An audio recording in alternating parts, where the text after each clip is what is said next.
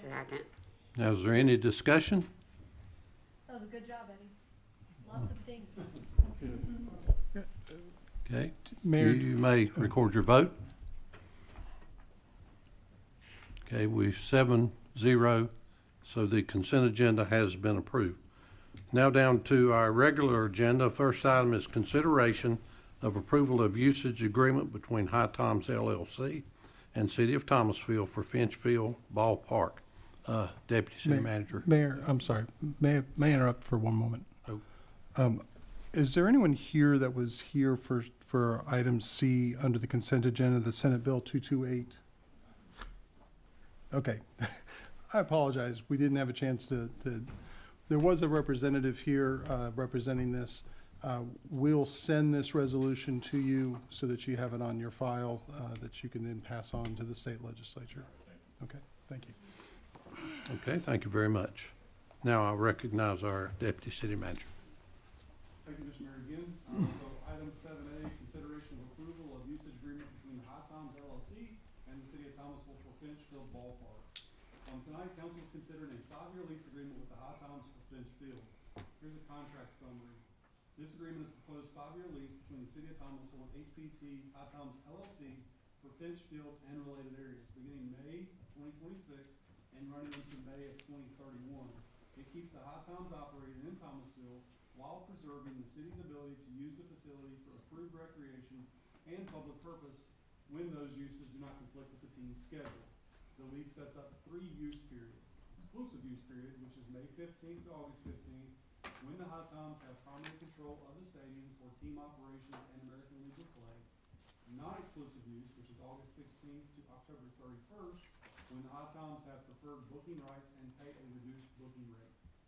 C is city possession, November 1st to April 30th, when the city has possession of the premises, except for certain office and garage areas, though the High Toms may still schedule some events under city rules and rates. Financially, the lease starts at $4,500 per month during the exclusive season in year 1, with increases later years from $5,000, $5,500, $6,500, and $7,500 respectively. The High Toms also reimburses utilities, including most electrical costs tied to their use, and pay separate rates for non-exclusive and city possession bookings. Operationally, the High Toms are responsible for staffing, security, concessions, cleanup, field prep inside the fence, restroom cleaning, supplies, and insurance. The city retains authority over scheduling conflicts through Parks and Recreation, keeps ownership of permanent improvements, and requires that any facility improvements be approved and managed through the city processes and public bidding laws. The agreement also gives the High Toms certain concessions, advertising and broadcasting rights, allows for beer sales subject to ABC laws and permits, and includes protections for the city through indemnification, insurance requirements, default provisions, and restrictions on assignment and subletting. Lastly, overall, this agreement is structured to support continued baseball activity at Finchfield while protecting the city's interests, preserving public access, and establishing clear accountability for cost, maintenance, and use. That's item 7A for your consideration. Thank you. Defer to council for action on this item. Mr. Mayor, I'll make a motion to approve the usage agreement between the High Toms LLC and the City of Thomasville for Finchfield Ballpark. Is there a second? Second. Okay, we have a motion second. Any discussion? You may record your vote. And we have a 7-0 vote, so that has been approved. Now down to item B, consideration of resolution of support for funding and development of the Palace Theater Public Arts Facility. Mr. City Manager. Thank you, Mayor. This resolution of support is taken more than a year to get to this stage. After much deliberation, the City Council is being asked for a resolution of support that dedicates $1 million of the city fund balance, which currently stands at over $26 million. This resolution does not transfer any funds to PACE. This does set the limit for city involvement in this significant downtown project to enhance the quality of life for the community. The next step is to enter into negotiation with PACE to determine the details of redevelopment, including fundraising activities by PACE and others. No funds related to this resolution will be approved for transfer until the city council approves a funding contract and PACE meets those obligations. By approving the resolution, it does provide a clear path forward so that PACE can begin their efforts to raise the needed funds for restoration and development of this facility. Okay, what's the pleasure of council? Mr. Mayor, I'll make a motion that we approve the resolution of support for funding and development of the Palace Theater Public Arts Facility. I second Okay, that. is there a second? Second. Second, okay. Any discussion? Yes, sir. I've been pretty transparent since the beginning on where I stand on the city being involved with the funding of Palace Theater. I don't think that's a secret, but what I will say is, and I've said this to most of you, that my wife and I will support it personally. I just feel at this point in time, it is not an appropriate use of tax dollars for this project, and so I will be a no against that tonight. But I will support the project. It's not me saying no to the project, it's no to city funds being used for it. And tonight, I wanted to really be clear about why I am supporting this resolution. This is not about spending for the sake of spending. This is about a strategic investment in the future of our city. We're talking about allocating $1 million from our undesignated fund balance. That exists because council members up here and council members previous were fiscally responsible. Even after this investment, we will still maintain a strong reserve balance, and that matters. Now, I've heard the concern from members of our community, and I also want to acknowledge them because especially in a year where property taxes reevaluations are at the top of our mind. But let's be honest about the facts. This investment is not coming from increased property taxes, it's coming from funds that we already have. And the question before us is simple. What are we going to do with the position that we worked so hard to be in? Do we sit on the opportunity, or do we move forward with attention? This project is bigger than just a building. It's about creating a space in downtown Thomasville that brings people together through arts, through small business activities, and through community events. It's about giving our young people exposure to opportunities in arts and cultural industries that may have not otherwise had access to it. And more importantly, it's about momentum. We have been recognized as a part of the North Carolina Main Street program, and that designation means something, but only if we act on it. Investments like this signal that we are serious about revitalizing our downtown and building an economy that works for everyone. And yes, this is a partnership, so the city is stepping up, and our nonprofit partners are stepping up as well to raise the additional $2.5 million. That is a shared commitment, and that also matters. Now, I also want to be clear, supporting this project does not mean ignoring concerns. It means moving forward while continuing the conversation. It means ensuring transparency, accountability, and that our community has the input as this develops. We cannot say that we want a thriving downtown, more opportunities for our youth, and a stronger community spaces, and then hesitate when it's time to invest in exactly that. So tonight, I'm voting in favor and yes, and I urge my colleagues to do the same. Any more discussion? I would like to discuss. Right here. Okay. Well, you know, I'm new here. My name is Erica Sanders, and I'm new. But one of the things I've been up and down about what way I wanted to really go with the Palace Theater. Well, you know, I was thinking about the city, and I was thinking about about the money that the city's supposed to give, whatever. But then I thought about this. Since it's already, I'm really going to go, I'm swaying with Jaquez on this. And the reason why I'm swaying on it, because I personally want to see Thomasville grow. I personally do, and I've been up and down because I don't think that the city really supposed to be paying for it. I don't. But I will go with you because I know that if PACE do their part, and they gotta come to the table before the city do anything. So I'm willing to wait that out with you guys and see what you are gonna do. That's what I want to say. So I will vote for it. Any further discussion? Okay, you may record your votes. We have 4 yeses and 3 noes, so the That item has been approved.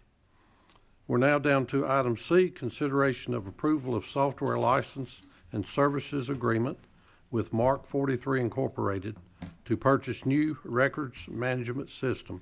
I'm going to recognize Chief Carter for this.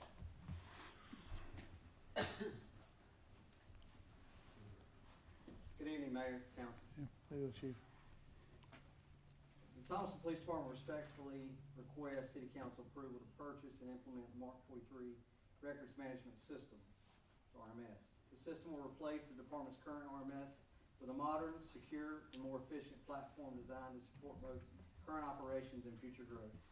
Following a comprehensive evaluation process, an internal RMS evaluation team comprised of officers, supervisors, and administrative staff reviewed multiple systems through demonstrations and hands-on testing. The team unanimously selected Mark 43 based on its ease of use, modern interface, strong reporting capabilities, seamless integration with existing systems, and overall alignment with the department's operational and long-term needs. The system will be procured through the Sourcewell Cooperative Purchasing Program, a competitive and compliant procurement process ensuring efficiency, transparency, and cost savings to the city. Mark 43 is a cloud-native platform hosted in a secure, U.S.-based environment, providing enhanced cybersecurity, automatic system updates, and built-in data redundancy. Compared to traditional server-based systems, this solution significantly reduces the city's reliance on physical infrastructure, ongoing maintenance costs, and risk associated with hardware failure or data loss. The system also provides robust disaster recovery capabilities, ensuring continuity of operations. Operationally, the system will improve officer efficiency and productivity by allowing reports to be completed in the field, reducing time spent in the station, and increasing patrol availability. Additional benefits include streamlined workflows, reduced administrative burden, and improved data accessibility. Importantly, the Mark 43 system is fully compliant with National Incident-Based Reporting System, NIBRS, which is required for the submission of crime data at both the state and federal level. This ensures the department remains compliant with reporting mandates and improves the accuracy and detail of crime data submitted to the state of North Carolina. The total five-year cost for the system is $509,528, with an initial payment of $247,508 due July 1st, 2026. This cost includes implementation, training, license, and ongoing support. During the evaluation process, comparable systems were reviewed at significantly higher price points, making this a fiscally responsible investment for the city. The Mark 43 RMS represents a modern, secure, and cost-effective solution that will enhance law enforcement operations, improve efficiency, and support the department's mission to provide high-quality public safety services. I'd like to thank council for any consideration given to this request. Thank you. Thank you. Okay, what's the pleasure of council? Mr. Mayor, I make a motion that we approve the software license and service agreement for Mark 43 Incorporated to purchase new records management system. Okay. Okay, we have a motion second. Now any discussion or questions? Definitely thankful to our chief at being extremely proactive on this Mark 43. I really love all of the things that you said in chief, but something that really stood out for me is increasing the ability to be able to do reports inside of the field, and really what that means for our young officers and our officers that are out here building those relationships with our community. And so I love how, again, proactive this is, Chief, and I think this is a really good thing for our community and helping reduce some of the workload on our very amazing officers. Okay, any other discussion? Okay, you may record your vote. We have 7-0, so it has been approved unanimously. We're now down to item D, consideration of sewer capacity allocation guidance policy. Mr. City Manager.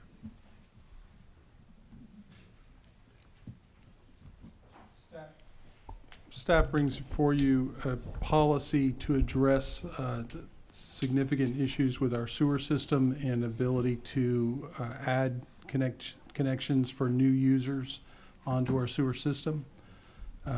This is based on the Public Utilities Director's review of the processes that go in place when we have a request for sewer.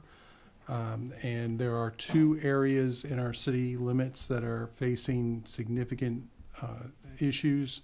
The first is the pilot area, the pilot pump station, which serves the pilot area at Lexington Avenue, western area of our city. That pump station is, with the development that's occurring on Lexington Avenue, reached its capacity. The other area that is coming close to capacity is the sewer area that is served by the East Davidson pump station. That area has limited capacity left, and so the policy proposal is that we would allow for limited development of minor subdivision activity until such time as we have to end that development process, while we study and determine the upgrades necessary to be able to provide these sewer services. We face this with the the Hasty area when we reviewed and invested into the Rains Road pump station. That project cost $8 million and took about 5 years. We're finishing that project right now. That's going to allow for development in that area of the city shortly. But these projects take time and significant amounts of money to get in place, and we are faced with this shortfall in these areas. Okay, thank you very much. What's the pleasure of council with regard to this item? Mr. Mayor, I'd like to make a motion to send this item back to committee for further discussion. Second. Okay, we have a motion and second to send this item back to committee. Any discussion? Okay, you may record your votes. We have a 7-0, so this will be referred back to committees for May. We're now down to committee reports and appointments, and we'll start this evening with Mayor Pro Tem Peyton Williams. Thank you, Mayor. I don't want to belabor the point because it has been a really long time coming, but I'm very excited about the Palace Theater. And I understand that we are not all united on this issue, and that's okay. It's uncommon for the 7 of us to not be 7-0, but that's okay. And me and Hunter were talking, and one of us is going to be wrong. And he hopes, and I hope, that it works. You know, we're still on the same team. And so I'm really thankful for that, that we can all still work together even if we don't agree in the same direction. I also, I'm wearing my grandmother's pin. My grandma lived in Thomasville for a long, long time, and she would have been up here for every committee probably. She volunteered. That's just what she did. I mean, she was always helping somebody with something, and she also was an avid supporter of the arts and downtown. So I'm very excited. She died 9 years ago, which is crazy. Wow.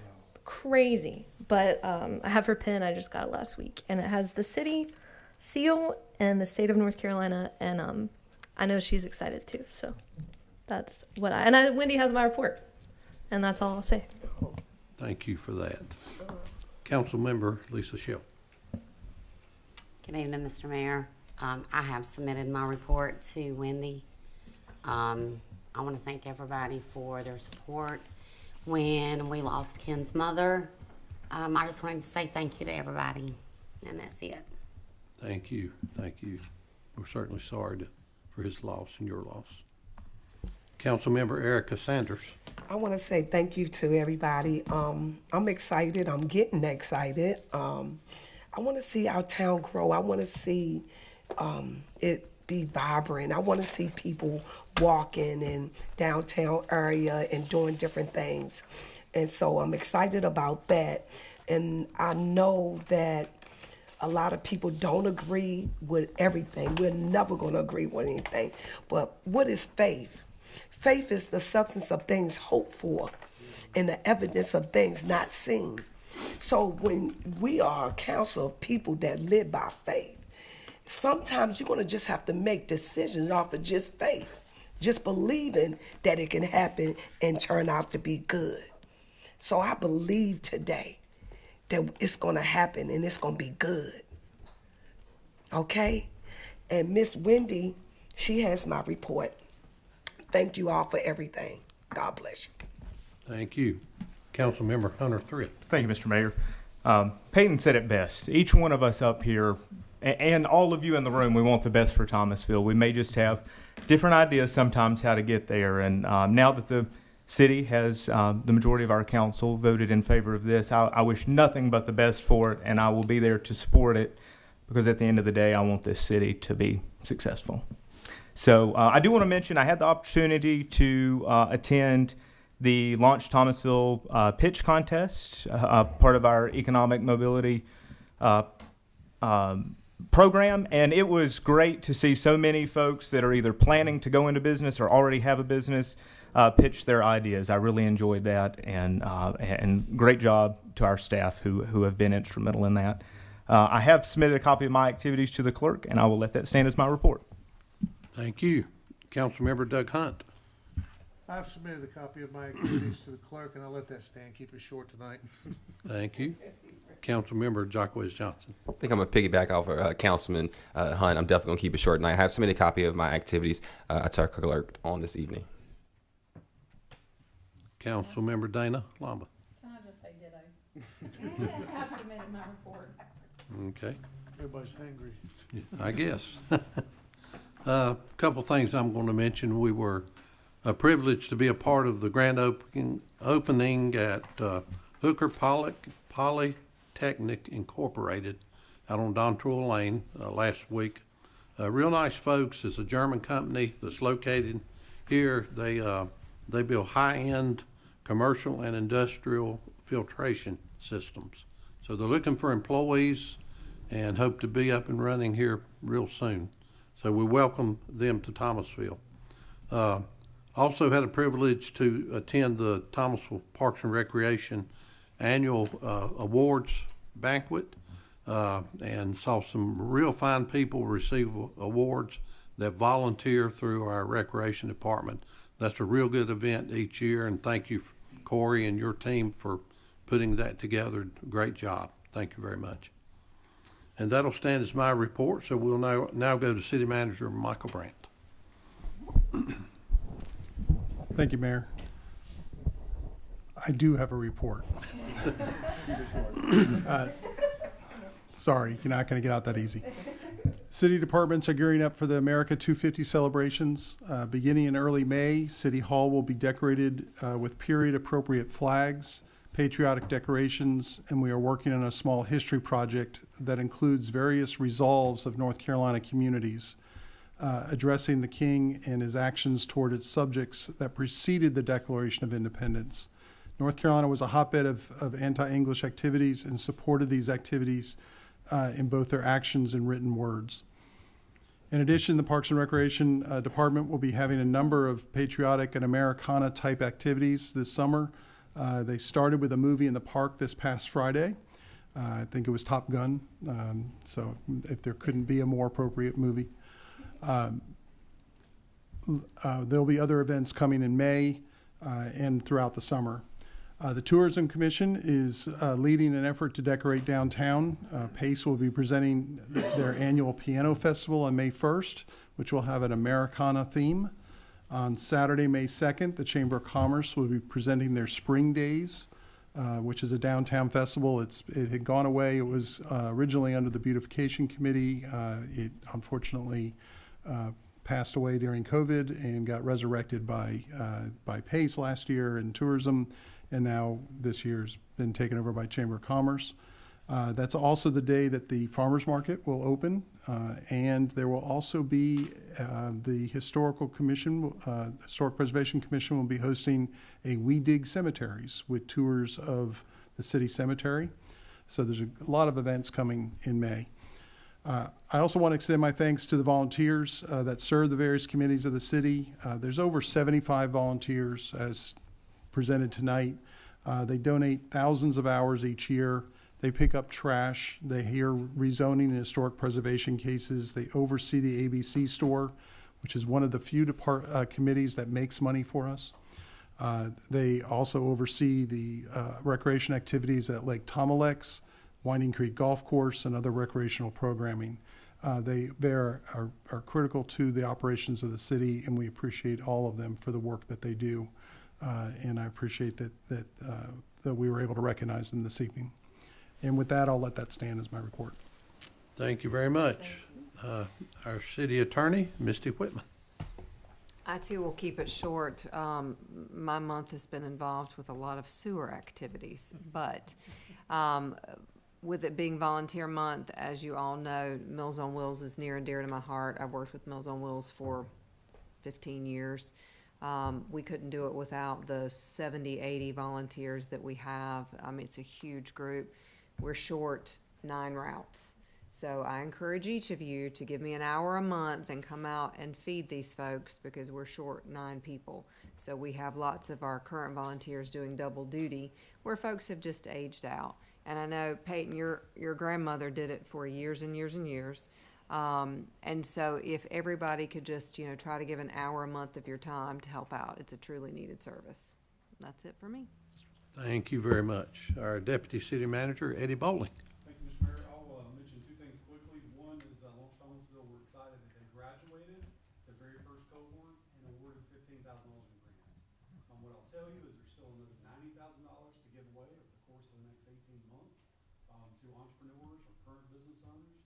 It's not too late to get into cohort 2, which started last Thursday, and you're allowed to miss 2 classes. So I encourage folks, there were 26 participants in the round 2.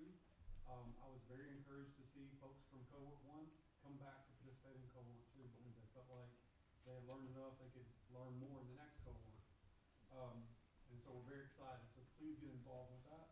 The last thing I'll mention is I have the opportunity to serve on the selection committee for American Red Cross Salute to Heroes program. Applications are now open through May 31st to recognize one of 7 categories. So I would encourage folks to nominate Citizen Hero, Emergency Communication, which is your 911 telecommunicator, Emergency Medical Services, Fire Service, law enforcement, active duty military personnel, and veteran military personnel. And there was an 8th category that was added last year for American Red Cross Mission Heroes. These are folks that serve the Red Cross. So if you have it in your heart and know someone worthy of recognition, please nominate them for consideration for this award. That's all I have to report. Thank you. Thank you. Now down to item 10, additions and updates. Does anyone have anything to add to the meeting this evening? Hearing nothing, we're down to adjournment. Do I have a motion that we adjourn? So moved. Second. Record your votes. 7-0, we are adjourned.